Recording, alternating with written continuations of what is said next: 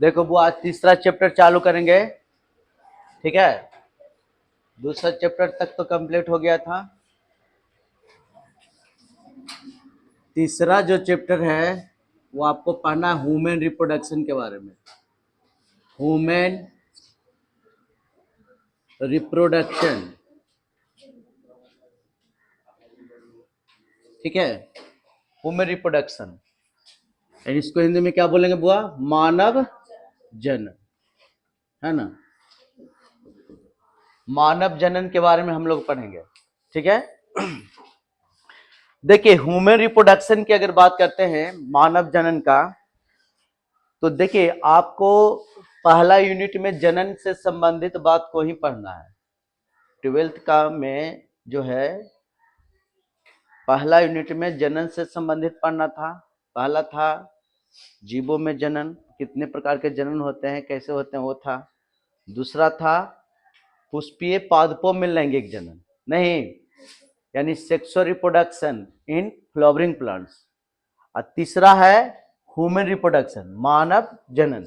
और चौथा जो आएगा चैप्टर, ये खत्म होगा तो उसको में होगा ह्यूमन हेल्थ, है ना, एंड डिजीज। ह्यूमन हेल्थ में भी मतलब कहने का मतलब रिप्रोडक्टिव हेल्थ, ह्यूमन हेल्थ नहीं, रिप्रोडक्टिव हेल्थ एंड डिजीज, मतलब जनन संबंधी जो स्वास्थ्य है या उसके बारे में बीमारियां हैं, उसके बारे में चौथा चैप्टर में पढ़ना है। यानी 1 से लेकर 4 तक जनन संबंधी बातों को पढ़ना है। तो ह्यूमन रिप्रोडक्शन की बात करते हैं, मानव जनन का, तो इसको मैं आपको पढ़ना कि सबसे पहले तो जानिए कि मनुष्य में जनन जो है किस प्रकार का होता है। आपको हम बताएं कि पहला चैप्टर में कि जनन 2 प्रकार का, लैंगिक और अलैंगिक। तो मनुष्य में जो जनन है, ये मनुष्य में सेक्सुअल रिप्रोडक्शन होता है। मनुष्य में कैसा रिप्रोडक्शन होता है? सेक्सुअल रिप्रोडक्शन होता है बुआ। सेक्सुअल रिप्रोडक्शन का मतलब हो गया लैंगिक जनन, है ना। मनुष्य में कैसा होता है? लैंगिक जनन होगा। पहले बात को समझिए, मनुष्य में जो हम लोग जनन पढ़ेंगे तो पहले हम लोग को यह जानना चाहिए कि मनुष्य में होता है तो किस प्रकार का जनन होता है। तो मनुष्य में जो है कैसा जनन होता है बुआ? सेक्सुअल रिप्रोडक्शन, यानी लैंगिक, सॉरी यहाँ पे लैंगिक जनन, ठीक है। मनुष्य में लैंगिक जनन होता है। तो मनुष्य में लैंगिक जनन होने के लिए क्या क्या चीज चाहिए, है ना। तो मनुष्य में लैंगिक जनन होता है तो ठीक बात है। मनुष्य होता है कैसा प्राणी जिसको लैंगिक जनन है? क्योंकि मनुष्य जो है एक लिंगी प्राणी है, यानी यूनिसेक्सुअल होता है। यूनिसेक्सुअल यानी मनुष्य जो है एक लिंगी होता है, एक लिंगी। तो मनुष्य जब एक लिंगी होगा, समझ रहे, मनुष्य जब एक लिंगी होगा तो इसका मतलब है इसको कि इसमें नर और मादा जनन अंग जो है सेपरेटेड होगा, अलग अलग होगा, नर अलग और मादा अलग। तो नर और मादा अलग, जिसमें नर जनन तंत्र रहेगा उसको हम लोग पुरुष बोलेंगे, जिसको में मादा जनन तंत्र विकसित होगा तो उसको क्या कहेंगे? स्त्री यानी महिला बोलेंगे, है ना। तो सेपरेटेड है, नर और मादा जनन अंग ये दोनों क्या होता है? सेपरेटेड होता है, अलग अलग होता है, ठीक है। तो उसके बाद है कि मनुष्य में जनन के लिए, मनुष्य में जनन के लिए जनन तंत्र विकसित होता है, समझ गया ना। मनुष्य में जनन के लिए जनन तंत्र विकसित होता है। चूंकि मनुष्य एक लिंगी प्राणी है इसलिए जनन तंत्र भी अलग अलग होगा। जैसे पुरुष है तो पुरुष का जनन तंत्र, जिसको आप कह सकते हैं मानव का नर जनन तंत्र, मानव का नर जनन तंत्र कहिए चाहे पुरुष का जनन तंत्र कहिए, ठीक है। दूसरी बात है कि मादा जनन तंत्र, मतलब मनुष्य का मादा जनन तंत्र मतलब महिला का जनन तंत्र, यही समझेंगे ना। यानी कि महिला के लिए मतलब कि मादा जनन तंत्र कहलाएगा। तो दोनों में सेपरेटेड होगा। इसको मैं सबसे पहले हम शुरू करेंगे पुरुष का जनन तंत्र, ठीक है। इसके बाद पहले कुछ पॉइंट्स है उसको आपको लिखना है, ठीक है। तो लिखिएगा ह्यूमन रिप्रोडक्शन, मानव जनन, और उसी में पहले हेडिंग दीजिएगा, उसके बाद लिखा रहे।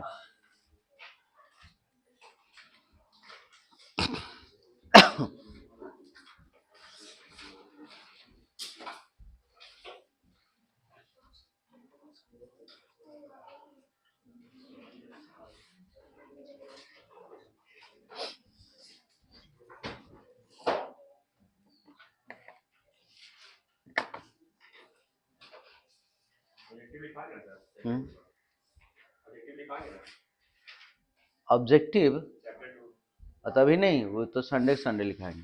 तीसरा चैप्टर भी रेगुलर चलेगा। ऑब्जेक्टिव दूसरा चैप्टर का संडे को लिखाएंगे। जो भी छूटा हुआ है, जो संडे को जो छूट गया है, जो भी चीज वो संडे को ही है। बाकी रेगुलर चलेगा क्लास। ये बीच बीच में इसमें ब्रेक नहीं होगा, चैप्टर में ब्रेक नहीं होना चाहिए। और जो छूटा हुआ संडे को बुला कर, जो नहीं आता होगा वो समझे नहीं कहा आता। देखिए चलिए पहला सेंटेंस लिखेगा, यही लिखिए। मनुष्य में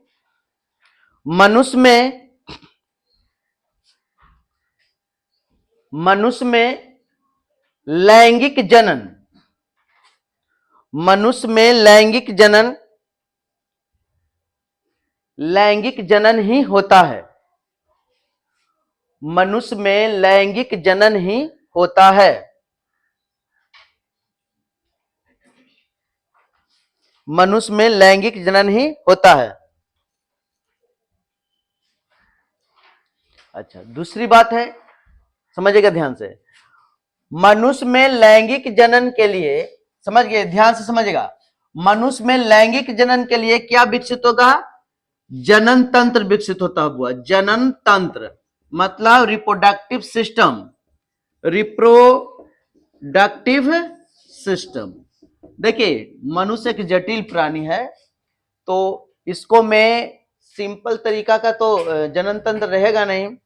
तो मानव जो है, मनुष्य में मतलब मनुष्य में जनन के लिए जनन तंत्र विकसित होता है। क्या तंत्र विकसित होता है? जनन तंत्र। तो नेक्स्ट लिखेगा कि मनुष्य में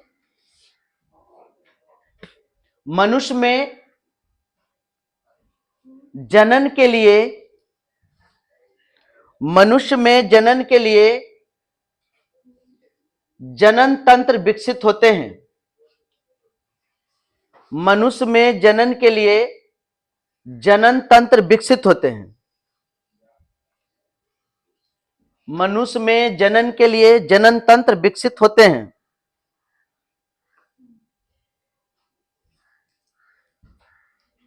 अब देखिए, अब दूसरे अगला सेंटेंस समझिएगा।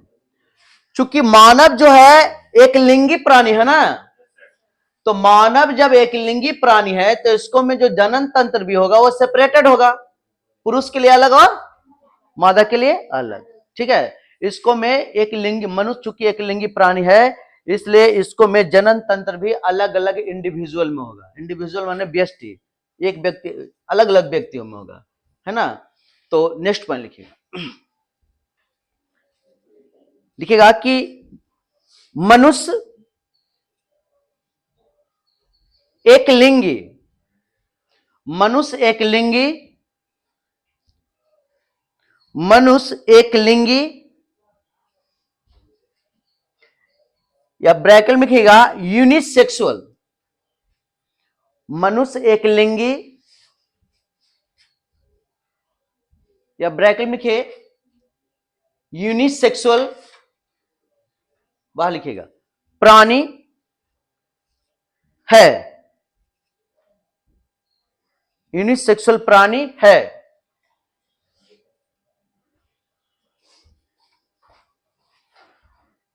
यूनिसेक्सुअल प्राणी है। इसलिए अलग अलग व्यष्टि, व्यष्टि मतलब इंडिविजुअल, अलग अलग व्यष्टि माने इंडिविजुअल, इंडिविजुअल मतलब प्रत्येक व्यक्ति, अलग अलग व्यष्टि यानी इंडिविजुअल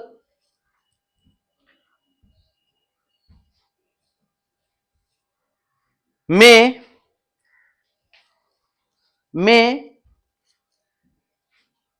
नर या मादा जनन तंत्र, नर या मादा जनन तंत्र,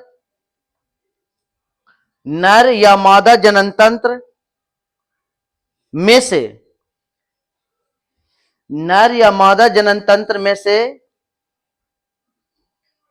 कोई एक, नर या मादा जनन तंत्र में से कोई एक जनन तंत्र पाया जाता है,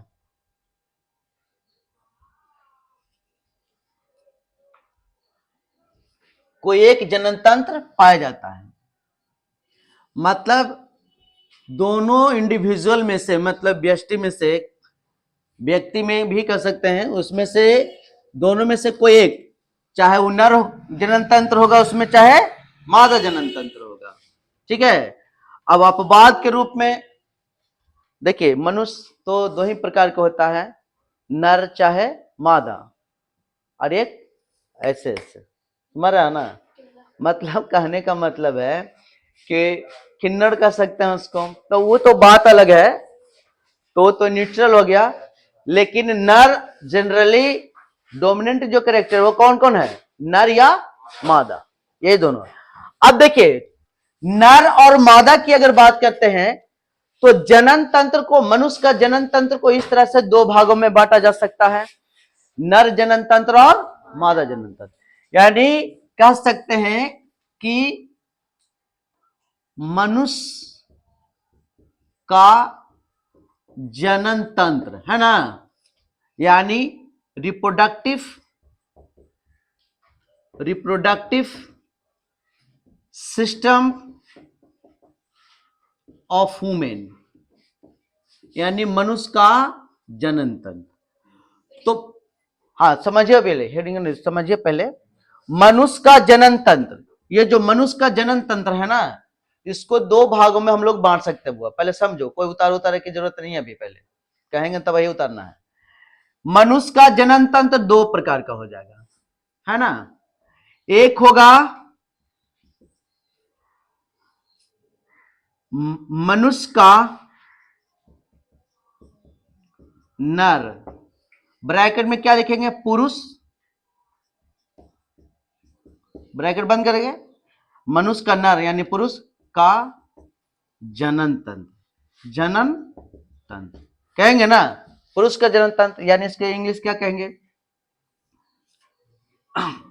reproductive system of man, reproductive women नहीं, मैन का कोई पता चल गया ना, पुरुष है, रिप्रोडक्टिव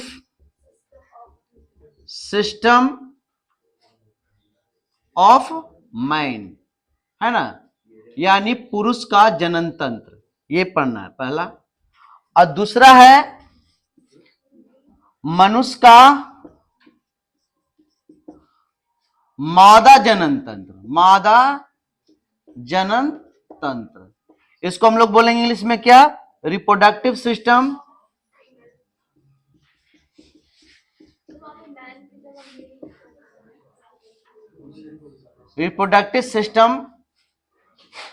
ऑफ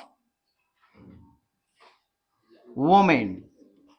देखिए यहां पे फीमेल लिखेंगे तो दिक्कत हो की बताना आया, मैन क्या है, मैन है क्या, मेले हुए है ना, तो इस सब ब्रैकेट में क्या लिखे, पुरुष है नर है कि नहीं, तो दोनों में से कोई इंग्लिश लिखे, यहाँ पे मेल लिखते तो फिर वुमेन लिखना पड़ता, तो रिप्रोडक्टिव सिस्टम ऑफ मैन लिख दिए, तो हमको वुमेन लिखे, मैन लिखे जरूरत नहीं पड़ेगा, बात तो एक ही है, दोनों में लिख दिए हैं। और रिप्रोडक्टिव सिस्टम ऑफ वुमेन है ना, यानी महिला का, मनुष्य का मादा जनन तंत्र, मनुष्य का मादा जो लिखे ना यहाँ पे, मादा के ब्रैकेट में स्त्री भी लिख सकते हैं, स्त्री,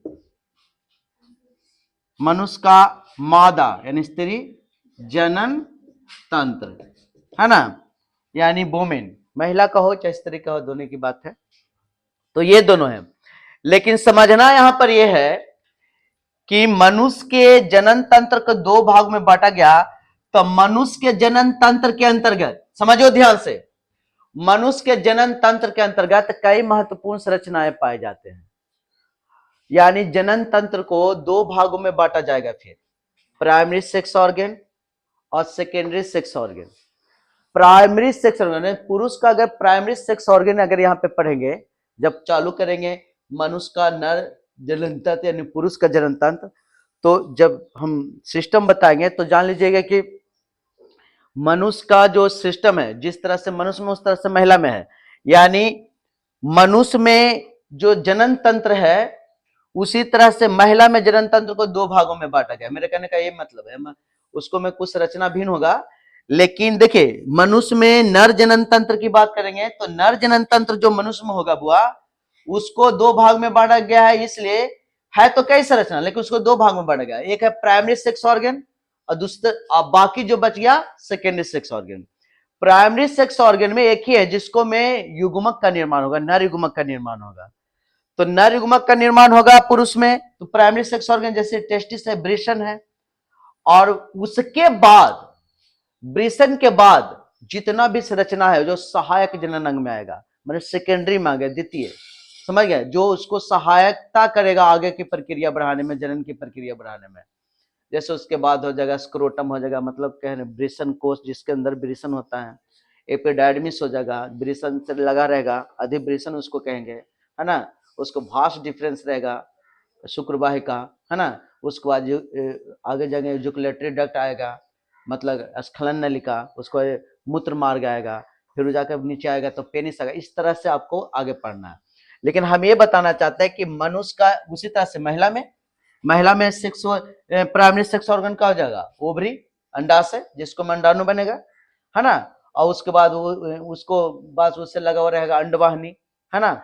उसके बाद यूटेरस है, उसके बाद वेजाइना है, तो ये सब है। तो इसको में प्राइमरी सेक्स ऑर्गन क्या है, प्राइमरी सेक्स जो ऑर्गन है वो महिला का कौन हो जाएगा, महिला का प्राइमरी सेक्स ऑर्गन कौन होगा बुआ, अंडाशय। और पुरुष का प्राइमरी सेक्स ऑर्गन वृषण, चूंकि वृषण में शुक्राणु बनेगा और अंडाशय में क्या बनेगा, अंडाणु बनेगा। तो देखिए आप देखिए अभी हम यहाँ पे शॉर्ट में बता रहे हैं, हम कंक्लूजन तौर पे बता रहे हैं, फिर धीरे धीरे एक एक करके पाठ पढ़ाते चले जाएंगे। पहले यहाँ पर हम आपको ये बताना चाहते हैं कि मनुष्य का नर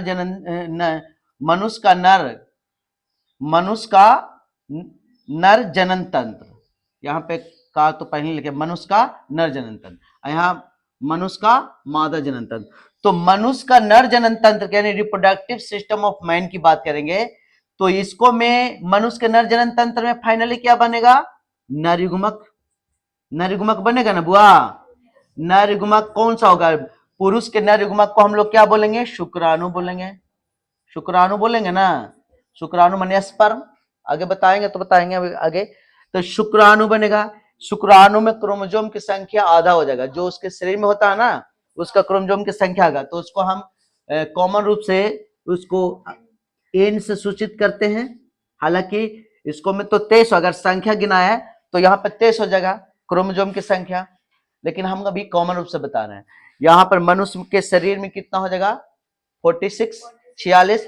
लेकिन जब आप जानते हैं कि जब युग्मक बनेगा तो अर्धसूत्री विभाजन होता है तो आधा हो जाएगा, तो इसको एन मानेंगे। उसी तरह से मनुष्य में मादा मनुष्य, स्त्री में क्या बनेगा, इसको में शुक्राणु बना तो इसको में क्या बनेगा, अंडाणु बनेगा। यानी इसको में मादा युग्मक क्या है, अंडाणु। यहाँ पे हम आपको लिखेंगे अंडाणु। तो अंडाणु ये भी क्या हो जाएगा, एन हो जाएगा, क्योंकि प्रोसेस वही है। इसको में भी क्या होगा, मनुष्य के मादा जनन तंत्र में मादा युग्मक बनेगा क्या, अंडाणु। तो इसको में भी क्रोमोसोम की संख्या आधा हो जाएगा, तो इसको में भी 23 हो जाना चाहिए, है ना। अब देखिए, तो जब मनुष्य, महिला और पुरुष का जब संगम होगा, जनन होगा, है ना। जनन मतलब कहने का मतलब देखिए क्या है ना कि जनन का मतलब जो है सब हवा बना लिया है, जनन जनन जनन। क्या जनन, जनन का मतलब जो है लोग जो है एकदम इसको अश्लीलता से जोड़ दिया है, जो कि गलत है। जनन का मतलब वो नहीं होता है सिर्फ जो लोग सोचता है लड़कन लोग, और उसी को सोच सोच कर करके उसको लगा जनन है रिप्रोडक्शन। अरे क्या रिप्रोडक्शन, रिप्रोडक्शन का मतलब होता है संतान पैदा कर देना। और जनन को गलती से जो है ना मैथुन की क्रिया तक लोग सिमट कर रह गया है। उसको लगता है कि महिला और पुरुष का जो शारीरिक संबंध बनता है इसी को जनन कहते हैं। ऐसा नहीं है, वो जनन की एक छोटा सा प्रक्रिया है, शुरुआती प्रक्रिया है, समझ गए ना। जब तक अगर मान लेते हैं कि महिला पुरुष संबंध भी बनाया लेकिन वो संतान पैदा नहीं कर पाया तो जनन में नहीं गिना जाएगा। जनन का मतलब क्या था? Reproduction is production like themselves for one self, अपने जैसा या उनके जैसा संतति पैदा करने की प्रवृत्ति को जनन कहते हैं। लेकिन लड़कन बेवकूफ विद्यार्थी लोग को बेवकूफ बनाने के लिए कुछ टीचर ऐसे हैं जो जनन के दौर पे क्या अश्लीलता परोसता हमको समझ में नहीं आता कि वो लड़का लोग जनन के पीछे भागल चल रहा है। जनन जनन जनन क्या जनन? एक पेड़ पौधा भी जनन के, तब पेड़ पौधा के जनन के लिए क्यों नहीं भागते हो? जनन तो उसमें भी होता है ना, पेड़ पौधा भी तो जनन किया। अरे दूसरा चैप्टर में क्या बताया? Sexual reproduction flowering plants. तो जनन का मतलब जो है जब तक संतति पैदा ना हो जाए तो जनन नहीं माना जाएगा, समझ गया ना। हाँ, मैथुन की क्रिया शारीरिक संबंध, जो मैथुन की क्रिया क्या होगा? एट ए टाइम कोई भी जीव अगर एक दूसरे के सेक्सुअल संबंध में कांटेक्ट में है तो उस समय को मैथुन कहते हैं, कोपुलेशन उसको कहते हैं। और उसी को बारे में लोग जनन समझ रहा है। जब जनन की आधी प्रक्रिया है वो अपूर्ण प्रक्रिया, जब तक संतति पैदा न ले जब तक उसको जनन हम लोग नहीं मान सकते। तो देखिए यहां नर युग्मक और मादा युग्मक है, तो ये दोनों के जब महिला और पुरुष आपस में एक दूसरे के संपर्क में आएगा, संगम होगा, शारीरिक संबंध बनाएगा, तब जाकर करके वो दोनों के शुक्राणु, पुरुष द्वारा बीज जो छोड़ा जाएगा महिला की योनि में तो शुक्राणु जाएगा, बीज में शुक्राणु होगा। और तब जाकर के महिला का फ्लोपियन ट्यूब में एक सही जगह पे, मतलब पहले तो वेजाइना में छोड़ दिया जाएगा सीमेन को, मतलब बीज को, और उसमें जो शुक्राणु जाएंगे तो जाकर के एक गंतव्य स्थान पर जहां पर फ्लोपियन ट्यूब है वहां पर पहुंचेगा। फ्लोपियन ट्यूब में अंडवाहिनी के पास जाकर के, एम्पुला के पास, अंडवाहिनी में भी एक जगह होता है एम्पुला, वहां पर जाकर के अंडाणु और शुक्राणु का क्या होगा? मिलन होगा। पहले से अंडाणु जो है शुक्राणु को आई लव यू बोलने के लिए उदम में वेट किए हुए है, और जब आता है तब जाकर के क्या हो जाता है? यहाँ पे बन ये क्या, इसको कहेंगे सलायन, कहेंगे सलायन, है ना, फ्यूजन। इसको क्या बोलेंगे? फ्यूजन। और तब क्या बनेगा? युग्मनज बन जाएगा ना, युग्मनज, यानी इसको क्या बोलेंगे? जायगोट। अब ये जो जायगोट बनेगा तो क्या होगा? ये नहीं था दोनों मिलकर क्या बन गया? ये दोनों ट्वेन बन गया, ट्वेन बन गया ना। अब देखिए ये जो ट्वेन बना पुनः इससे, अब देखिए इससे क्या बनेगा? फिर ये बनेगा भ्रूण, है ना। हालांकि भ्रूण के बाद फीटस भी बनेगा, भ्रूण यानी इम्ब्रियो कह सकते हैं इसको। इम्ब्रियो थोड़ा विकसित हो जाता है ना तो इसको फीटस भी कहा जाता है, गर्भ, है ना। लेकिन हम डायरेक्टली बता देते हैं इसके बाद क्या होगा, वो तो आगे प्रक्रिया में बताएंगे ही। भ्रूण से क्या बनेगा? नए संतति। तो इस तरह से इतनी सारी प्रक्रिया जो शॉर्ट में देख रहे हैं, इसको इस सारे प्रक्रिया को पढ़ने के लिए एक एक करके आपको पढ़ना पड़ेगा। मनुष्य का जनन तंत्र, उसके बाद महिला का जनन तंत्र, फिर जाकर के निषेचन पढ़ेंगे, समझ गए। तो इस तरह से मनुष्य में क्या होती है? जनन की प्रक्रिया होती है। तो लिखिएगा, तो नेक्स्ट पॉइंट क्या लिखे हो? हाँ, नेक्स्ट पॉइंट लिखिएगा कि मनुष्य का जनन तंत्र, मनुष्य के जनन तंत्र को मनुष्य के जनन तंत्र को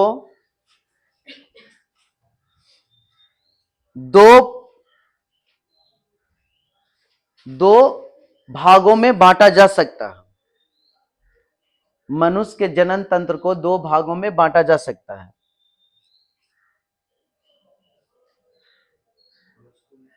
मनुष्य के जनन तंत्र को दो भागों में बांटा जा सकता है।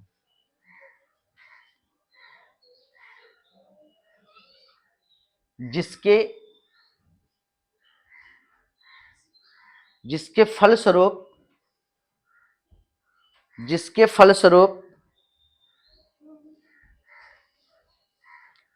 नर एवं मादा युग्मक नर एवं मादा युग्मक जिसके फलस्वरूप नर एवं मादा युग्मक का निर्माण होता है।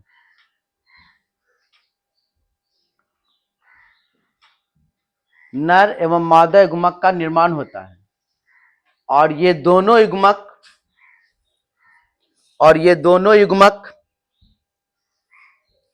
आपस में मिलकर और ये दोनों युग्मक आपस में मिलकर और ये दोनों युग्मक आपस में मिलकर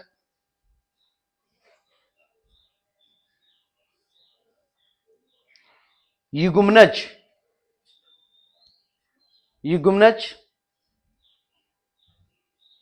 बनाते हैं।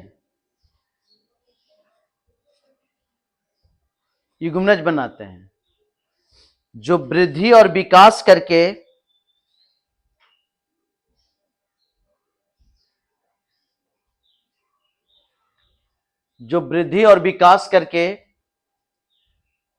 पहले भ्रूण और बाद में जो वृद्धि और विकास करके पहले भ्रूण और बाद में नए संतति का निर्माण करता है और बाद में नए संतति का निर्माण करता है।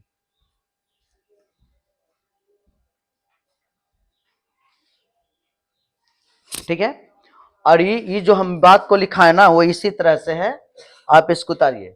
हो सके तो इसको इस साइड भी लेके जा सकते हो, ऐसे भी इधर साइड में। ठीक है, उधर जगह नहीं बच रहा था इसलिए हम इधर लिया है। आप युग्मनज बना के ऐसे भी कर सकते हो। ये यहां से उतारिए, निचोड़ इसको।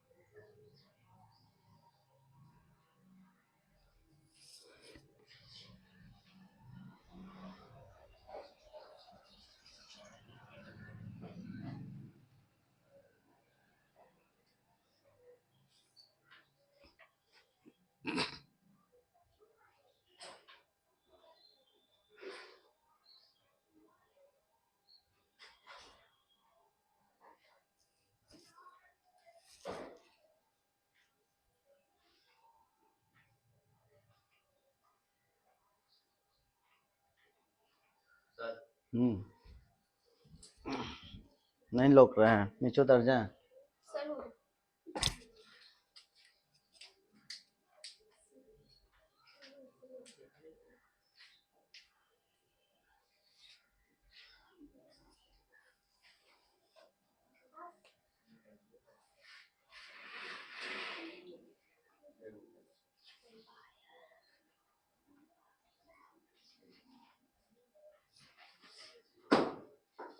उतार लिए सब कोई?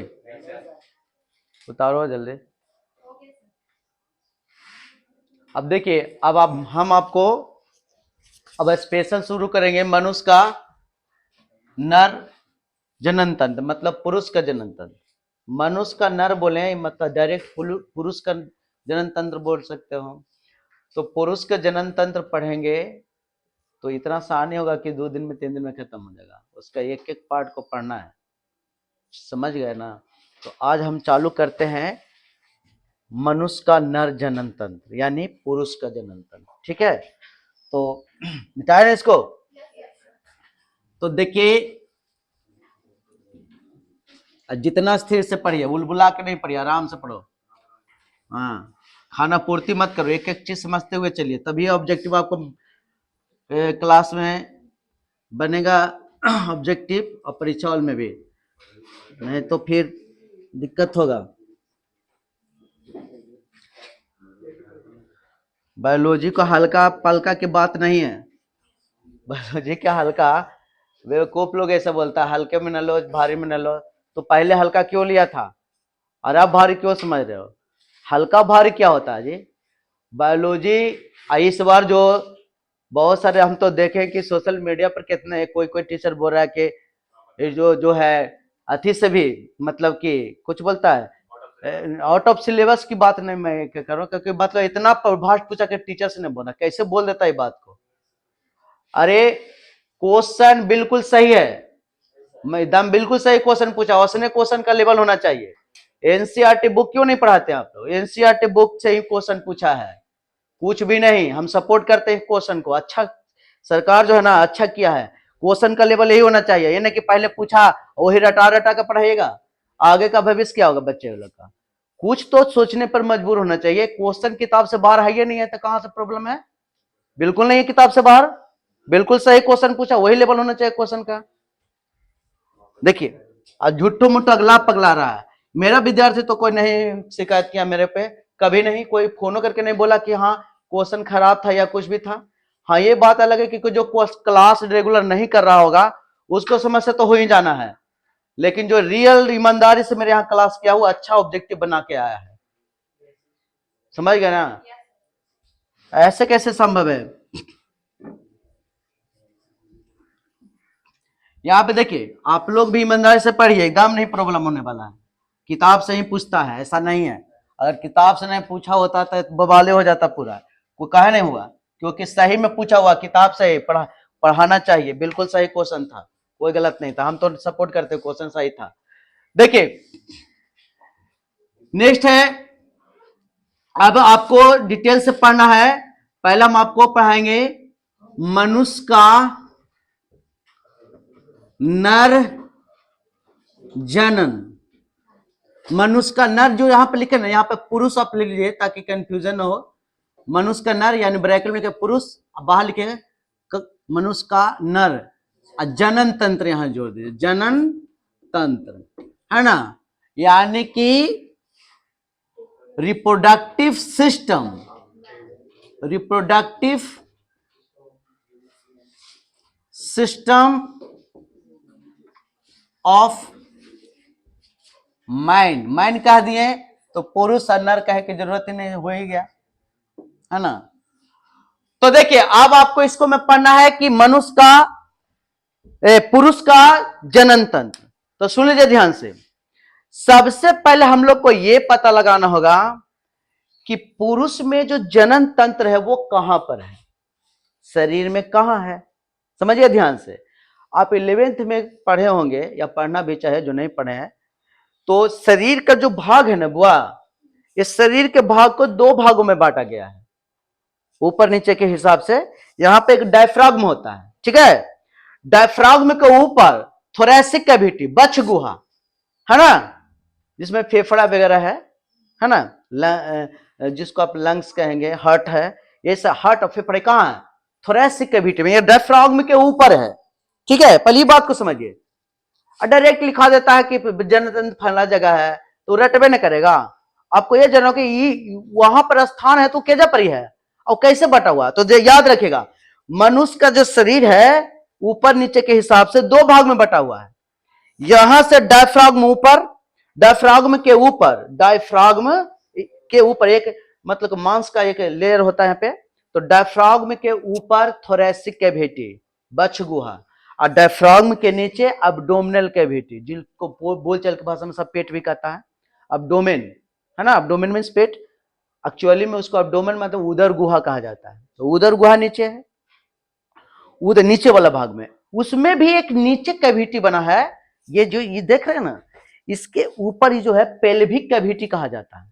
देखिए आपको वीडियो में दिखा, पहले एक डायरेक्ट हम सिस्टम नहीं दिखा रहे, पहले कैविटी दिखा रहे हैं। देखिए आप लोग देखिएगा, ऑनलाइन वाला को तो हो सकता है पता ना चले, ये ऑफलाइन वाला देख सकता है इसको। में ये देखिए, ये जो है ना, ये जो एरिया, ये जो पीला वाला भाग देख रहे हो, ये कोई सिस्टम का नाम नहीं,